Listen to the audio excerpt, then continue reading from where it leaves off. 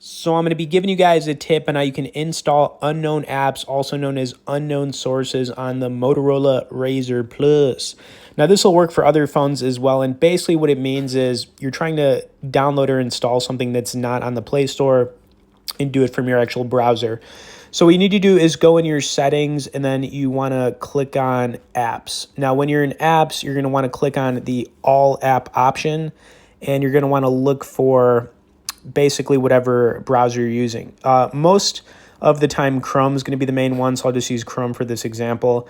Now when you click on Chrome, you're going to want to scroll all the way down, and you're going to see the option that says install unknown apps, and you're going to see it says not allowed. So what you do is tap on that, and then you just want to highlight it to on, and then basically you'll be able to start installing apps from your browser that aren't in the Play Store. Now if you're using something like Mozilla or any other browser that's not Chrome, it's the same process. You just have to go into your settings, app settings, click on the app, and then scroll down to where it says allow unknown apps.